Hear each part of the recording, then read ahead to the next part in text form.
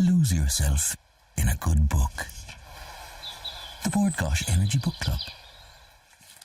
Now, what were you doing when you were 16? Well, chances are it wasn't having your first novel published, because our next guest's debut book was released last week, and it tells the story of Quincy Emerson, who lives in a dystopian universe where personal freedom is almost non-existent and friendship, love and creativity have been all but extinguished. When Quincy faces a personal crisis, she has to decide if she'll take her chances in the outside world. Author Eilish Barrett joins us now to tell us more. You're very welcome. Very welcome, Thank you Eilish. for having me. No, I've got to tell you, I'm very impressed and bitterly jealous as well, because at 16 years of age, to have your first published novel in front of you, and it must be an amazing feeling when you get that, I assume a cardboard box is sent to your house, you open it up, and there it is. I only got the final copies a few weeks ago, and I was so excited. I remember I was standing at the front door, and when the postman came, and I was like, "Mama, bring it in!" And she was so excited she wanted to show the postman.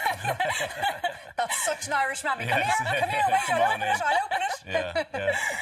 Can you give us a brief outline about the story? Because I think people will be very interested in what it's all about. Yeah, so Oasis is basically set in the near future, and it's in the aftermath of this virus that was released that wiped out almost all of humanity. And the last survivors retreat into this city, and they wall themselves inside to protect themselves. And eventually this city becomes known as Oasis, which is the title of the book.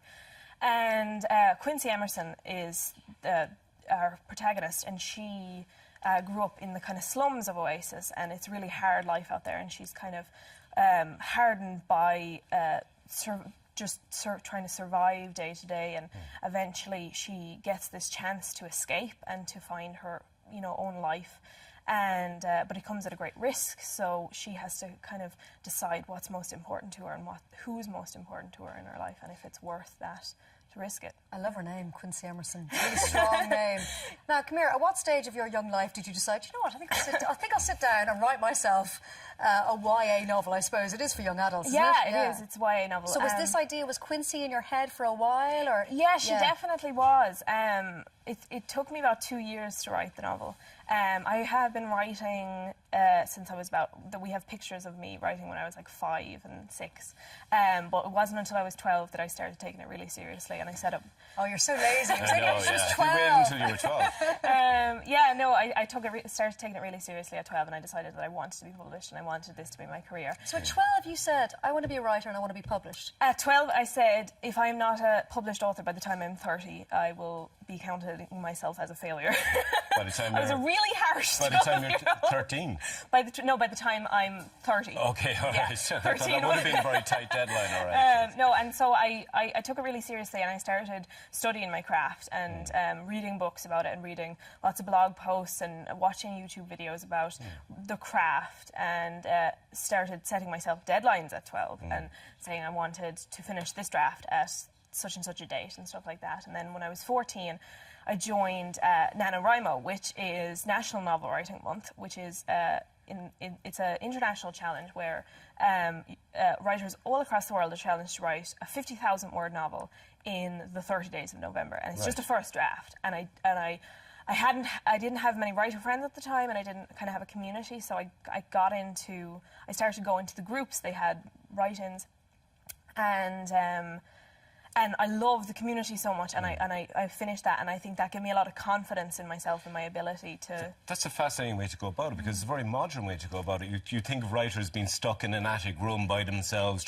but to reach out, to look at blogs, to look at online tutorials, and to find a community is great. Exactly. I wanted it so badly that I knew I had to take it really seriously, and I needed to study it like it was anything else. And I think sometimes that gets forgotten a little bit. In art, people tend to think that it should be some kind of... You get a wave of inspiration. You just throw it all down on the page. Muses speak to you. Exactly. Whereas it's actually just a lot of hard work, and it's a lot of perseverance and dedication. And I knew I needed support in that, and I needed support from people who knew what I was going through. And so I started NaNoWriMo, and I actually run that group now in Galway with a friend of mine, Serena Lolas, and it's absolutely brilliant group. Everyone's so supportive and so amazing. So having that support is one thing. Getting a book published is quite another. So how did you get Oasis published for other budding writers at the age of 16 out Sure, there. a lot of people would want to know, actually.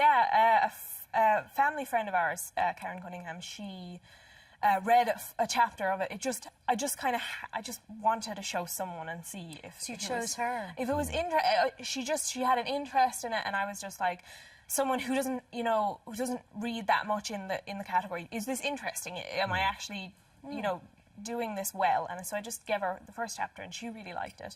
And she had worked in PR with Gill Books before, and so she contacted them, and they set up a meeting with me. And at the time, they only did non-fiction, so it was just a kind of a tour thing. It was like a really cool experience, but I knew I wasn't getting anything out of it. Just a Q&A to kind of learn more. And I was like that, so I went up and I met with one of the editors, and I talked for like an hour and a half, I think, with him, and he talked me through, and I think he was shocked at how much I knew, because I'd been doing my research for years at that point. Because he was thinking maybe 14, 15-year-old girl is going to come in, she's going to be very interested in the business, but, we're just going to have a little chat about it. Yeah, but I knew my stuff at that point, and I had been kind of studying the industry and writing and the craft and everything for about 2 years. I was 14 at the time.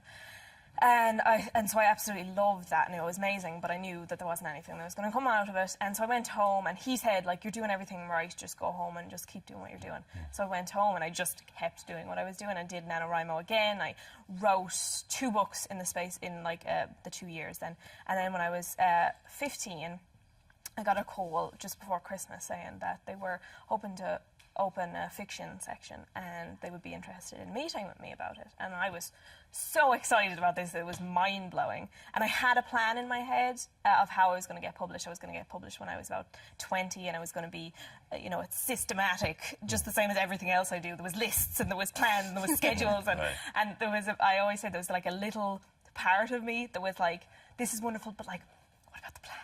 No one cares about the plan. All of a sudden, the plan was 20, not 15. Life is what happens when you're busy making other plans, as they say. Exactly. And this was the result. Exactly, yeah. I met with a few editors, and we talked, and it was sent, at the time it was only a first draft, and I was working on the second draft, and they said, send in the second draft, and we might, we'll see if we like it. So, is this now available in all good bookshops and bad bookshops for people to buy? Yes, it's available in all. And I'm assuming there's a second one to come. Yes, the second one is with next more year. Quincy? Yes, exactly. Eilish, congratulations and continued success. And when they're optioned and they're massive movies, do not forget us. Come back indeed. Come back. Well done, Eilish. Thank you so much. Thank you.